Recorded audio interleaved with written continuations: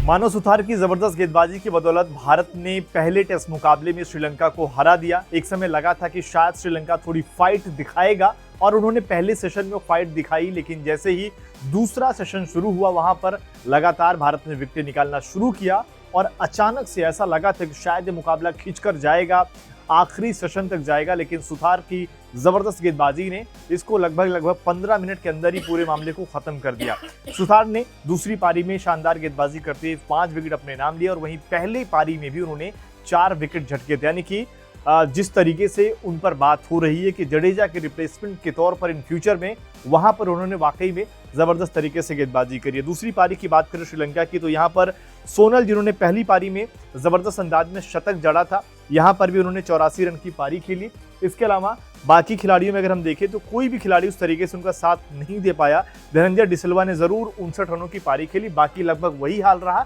जो भारतीय टीम की अगर आप देखेंगे दूसरी पारी का रहा। भारत दूसरी पारी में 193 रन बनाया था, जिसमें ऋषभ पंत ने 66 रनों की पारी खेली थी। इसके अलावा देवदत्त पड्डीकल की 44 रन की पारी थी। बाकी किसी खिलाड़ी ने भी अगर आप देखिए भारत की तरफ से भी दूसरी पारी में अच्छा स्कोर नहीं कर पाए थे। और यहाँ पर अगर आप देखेंगे जो हम टॉप 5 खिलाड़ियों की बात करते हैं कि किन्होंने जबरदस्त प्रदर्शन किया, तो उसमें पहला नाम तो आप मानव सुथार का रखिए, दूसरे नंबर पर देवदत्त पड्डीकल जिन्होंने दूसरी पारी में 44 रन और पहली पारी में उन्होंने 167 रनों की पारी खेली थी। इसके अलावा केएल राहुल जिन्होंने पहली पारी में 82 रन बनाए, दूसरी पारी में उन्होंने भी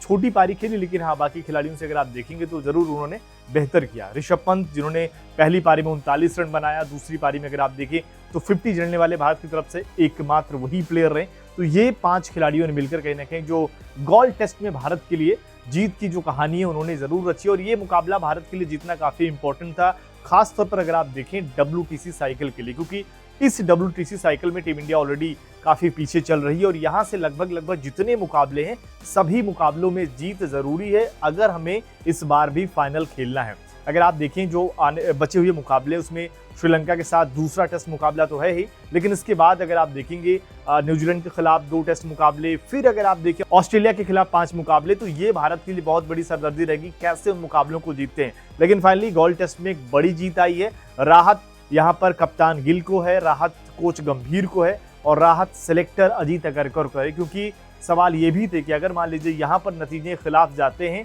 तो जो हल्का फुल्का जो डाउट वाली बात थी वो यहाँ पर खत्म हो जाएगी और अजीत अगरकर अगर आप देखेंगे उनके भी उनका कार्यकाल खत्म होने वाला है। अगर आप देखें सितंबर में, तो शायद हो सकता है कि उनका कार्यकाल बढ़ाया ही ना जाता अगर यहाँ पर टीम इंडिया ये सीरीज हार जाती। लेकिन पहले मुकाबले जीतने के साथ ही ये भारत ने कहीं ना कहीं उम्मीदें जगा दी कि अभी भी WTC साइकिल में उम्मीदें बाकी हैं और हम कहीं ना कहीं क्वालिफाई करने के यहाँ पर अगर आप देखें मकसद से ही ये मुकाबले खेल रहे हैं। बाकी आपको क्या लग रहा है कि इस